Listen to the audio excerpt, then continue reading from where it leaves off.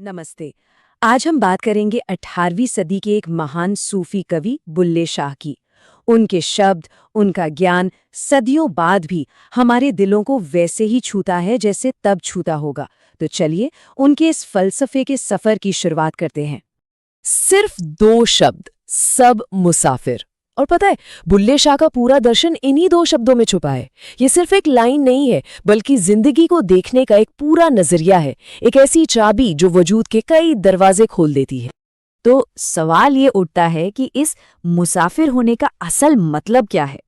देखिए, बुल्ले शाह के हिसाब से ना हमारी पूरी जिंदगी ही एक बहुत बड़े सफर की तरह है। हम सभी यात्री हैं एक अनोखी यात्रा पर। सोचिए, ये एक ऐसा रास्ता है जिसकी शुरुआत होती है जन्म से और जिसका अंत होता है मौत पर। और ये एक ऐसा सच है ना जो राजा हो या फकीर, अमीर हो या गरीब, सबके लिए बराबर है। इस यात्रा से कोई बच नहीं सकता। तो ये मुसाफिर है कौन आखिर?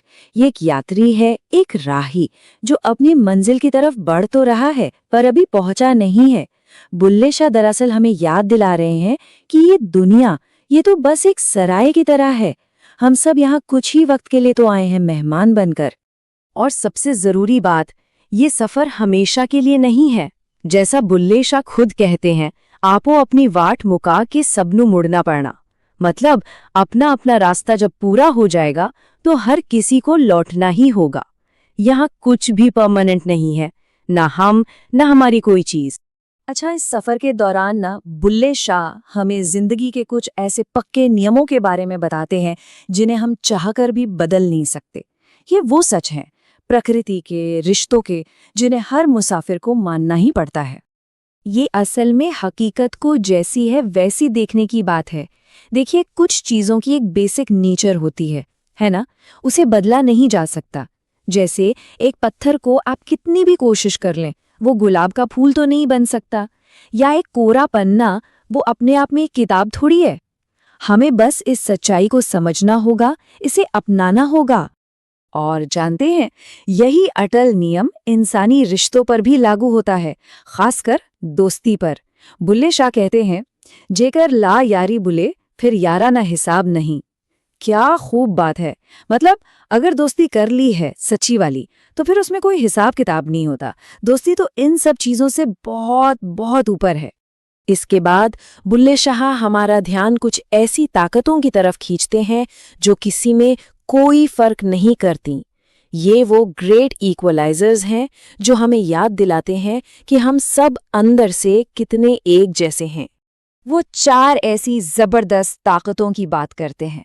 पहली, नींद। नींद को फर्क नहीं पड़ता कि बिस्तर मखमल का है या जमीन का। दूसरी, भूख।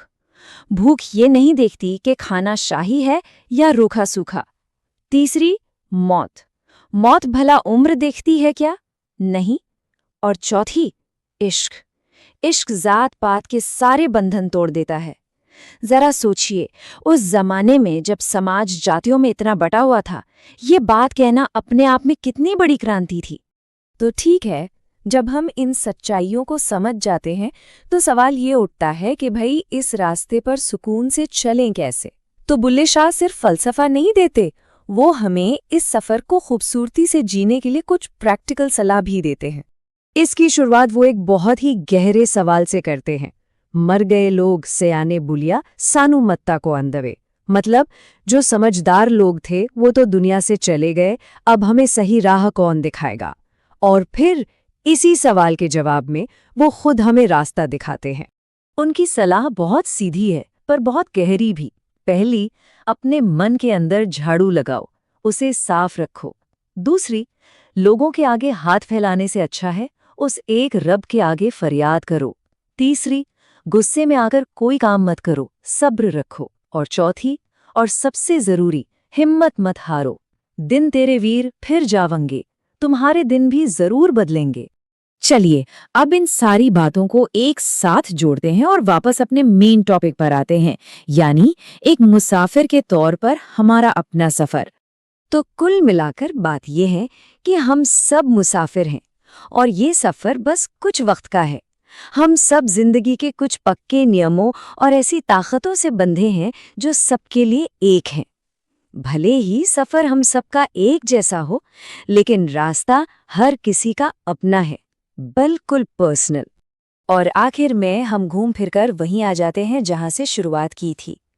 ये लाइन हमें याद दिलाती है कि इस बड़े से सफर में हम सब साथ हैं, हम सब मुसाफिर हैं। तो ये पूरी बातचीत हमें एक आखिरी सवाल पर लाकर छोड़ देती है। अगर हम सब अपनी अपनी राह के मुसाफिर हैं, तो इस सफर में ऐसी कौन सी सबसे कीमती चीज है जिसे हमें अपने साथ लेकर चलना चाहिए? शायद इसका जवाब हर किसी के अपने सफर में ही छिपा है।